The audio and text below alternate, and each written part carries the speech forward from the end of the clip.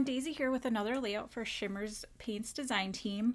Don't forget that if you're going to order from the shop, that you can leave my name in the comments of your order and you'll get a fun little freebie. And who doesn't like free stuff, right? So I started out with this background piece of paper. It's just a white paper that I gessoed, and I am using my StazOn ink, which is important when you're using mixed media, that you use something that will be permanent and not smear when you add mixed media to the top. I'm using these Altenew stamps, and I am just using the leaf ones, and then this little, I don't know, cotton something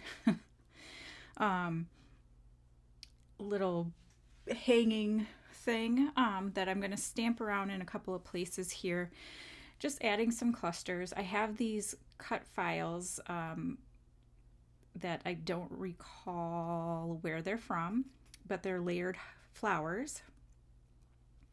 And I used the Heidi Swap Carefree collection and cut them out of that. I also did some rolled flowers out of one of the pattern papers from the Carefree collection, and yeah, I love how they go together.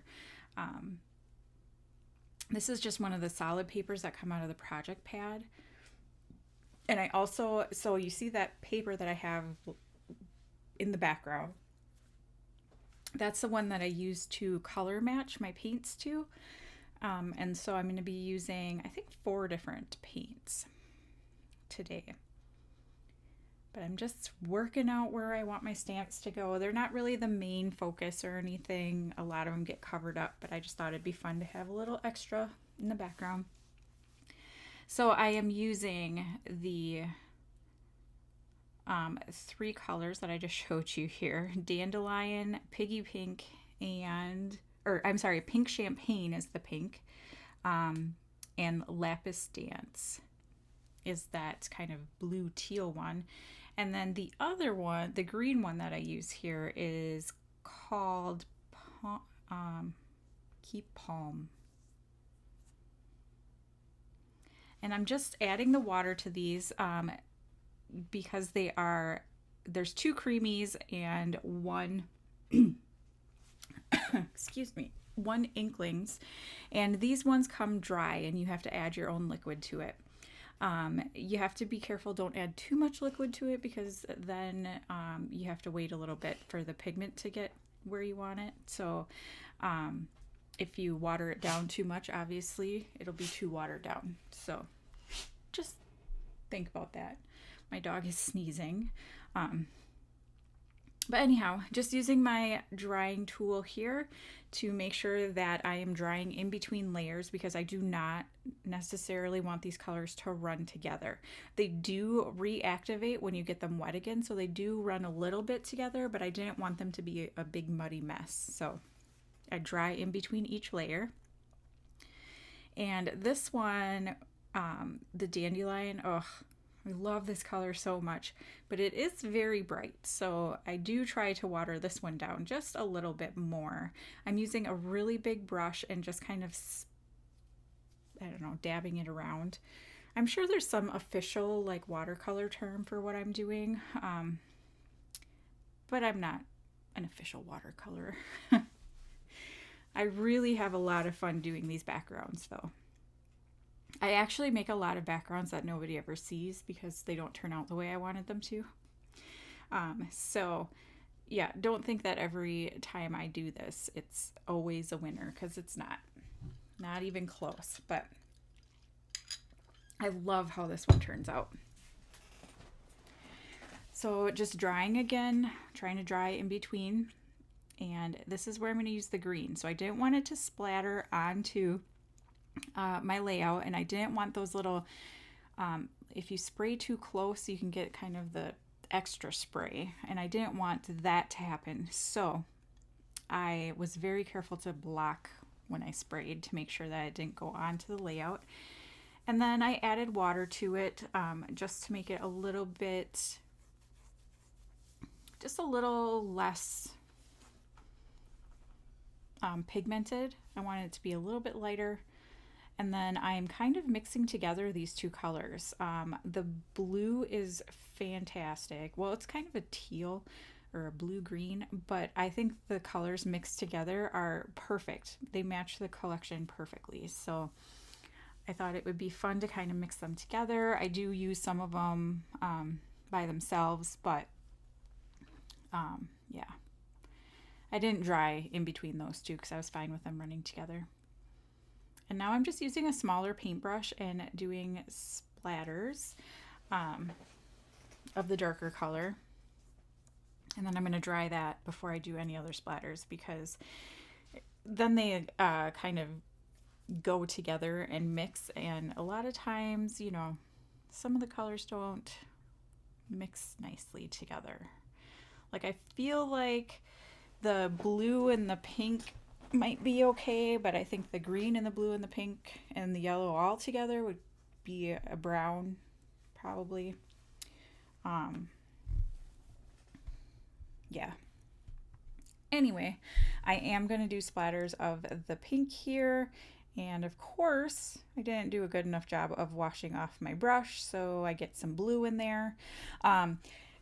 So I want to share with you, so these paints, because you have to add the liquid, don't put the caps on tightly. You have to let them dry before you put the cap on. Otherwise you can get a little bit of some mold growing in there.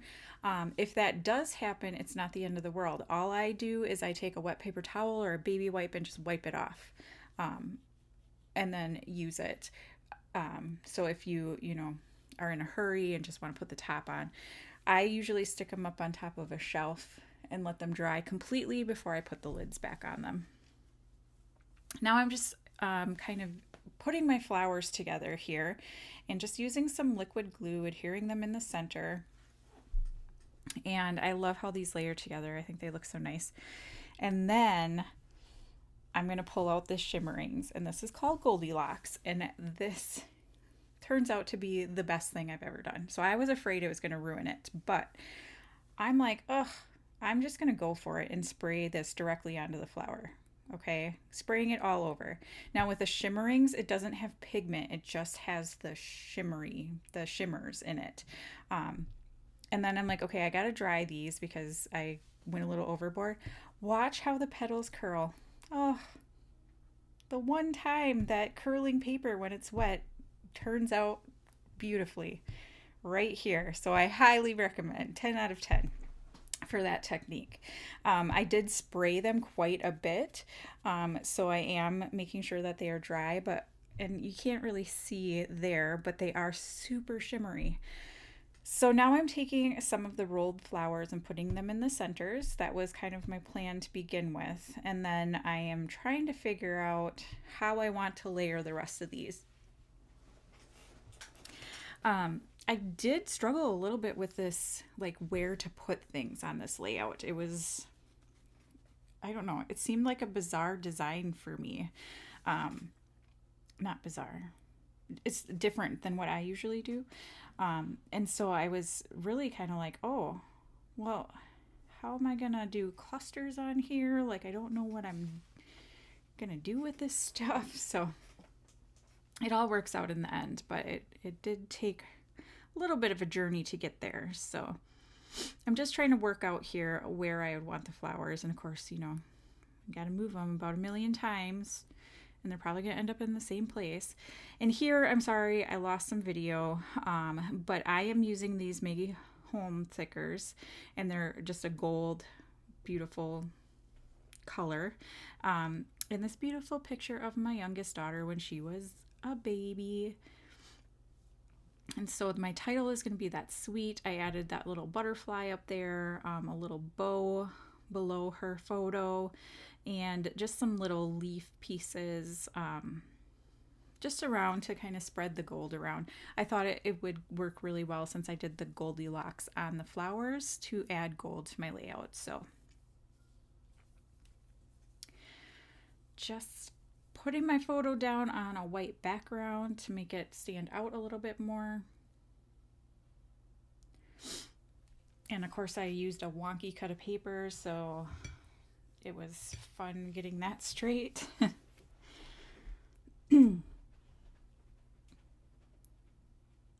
then I'm going to adhere that down. I'm going to tuck it into the flowers a little bit. Oh, and I remembered I had some gold doilies that were the right color gold, so I decided to pull that in just really for a little bit in the background. I am going to use hot glue to stick these flowers down. I have learned that the rolled flowers do not like to stay stuck to the page unless you use hot glue. So I am going to town here with the hot glue. Fun little tip with that, if you get the little string things, you can use your heat tool to melt them to get rid of them faster so you don't have to pull them all off. I think that's something I learned from like Jen Scow or something a long time ago, but it really works. So just tucking that bow into that flower, and then I realized, oh, I forgot my doily, and I'm going to stick everything down using hot glue because, you know, it was there. So why not? And I'm going to put some extra glue on my title here just to make sure that it sticks down. A lot of times things don't like to adhere to the gesso, so you got to be a little mindful of that and make sure that you have enough adhesive. The Nuvo Deluxe adhesive that I use is amazing. It works so well. And now I'm going to add a couple of little heart stamps off of this Shimmerz stamp set. And I think I also come in with some sequins. I wish I would have done the heart stamping before I adhered down the flowers, but I didn't. So I'm gonna, you know, struggle with that, trying to get the stamps tucked into the flowers because I don't want them just out and about.